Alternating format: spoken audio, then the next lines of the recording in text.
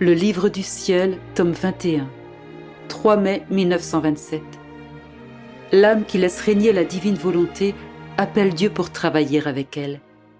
Les actions de l'âme offertes à Dieu sont purifiées. J'offrais mes petits actes en hommage d'adoration et d'amour à la suprême volonté. Et je me disais, est-il vrai que tout ce que fait l'âme qui vit dans la divine volonté est fait par Dieu lui-même? Et mon doux Jésus se manifesta en moi et me dit, ma fille, ne me sens-tu pas en toi qui suis tes actes? Où que règne ma volonté, toutes les actions, même les plus petites et les plus naturelles, sont converties en délices pour la créature et pour moi, parce qu'elles sont l'effet de la divine volonté régnant en elle. Une volonté qui ne saurait produire même la plus petite ombre d'un malheur. Tu dois savoir que dans la création, notre suprême volonté a établi tous les actes humains en les revêtant de délices, de joie et de bonheur, de sorte que le travail lui-même ne devait pas être un labeur pour l'homme, ni une cause de fatigue.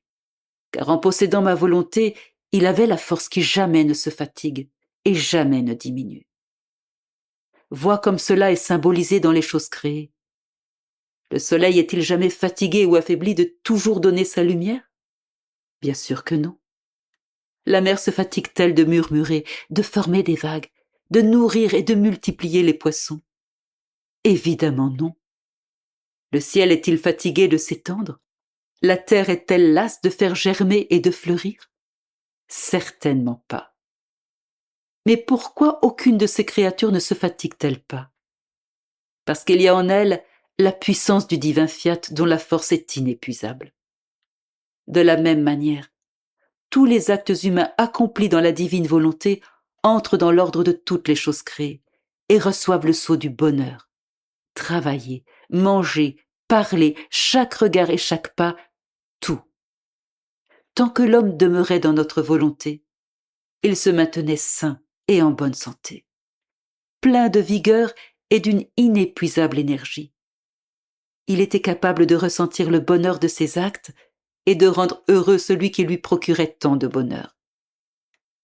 Mais dès qu'il s'est retiré de notre volonté, il s'est senti malade et a perdu son bonheur, sa force inépuisable et la capacité de jouir du bonheur de ses actes, tout ce que la divine volonté lui avait amoureusement accordé.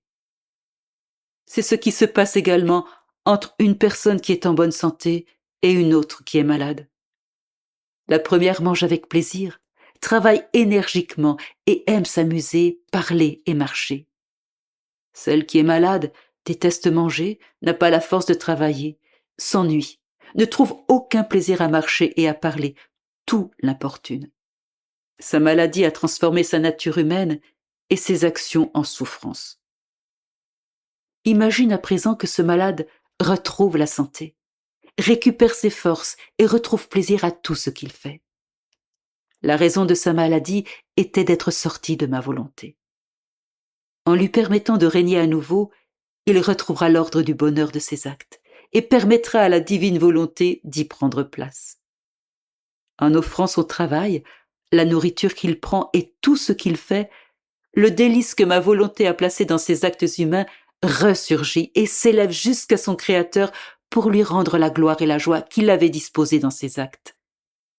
C'est pourquoi l'âme où règne ma volonté m'appelle non seulement pour travailler avec elle, mais elle me donne en plus l'honneur et la gloire de cette joie dont nous avons revêtu tous les actes humains. Même si la créature ne possède pas la plénitude de l'unité de la lumière de ma volonté, pourvu qu'elle offre tous ses actes à son Créateur en hommage et en adoration, étant donné que la créature est le malade et non pas Dieu, Dieu recevra la gloire du bonheur de ses actes humains. Supposons qu'un malade confie à une personne en bonne santé un travail qu'il est incapable de faire ou qu'il lui donne sa nourriture. La personne en bonne santé ne ressentira pas, comme le malade, la fatigue de ce travail ni son dégoût pour la nourriture. Au contraire, elle jouira dans la plénitude de sa santé du bien, de la gloire et du bonheur de ce travail, et elle prendra avec plaisir la nourriture que le malade lui a donnée.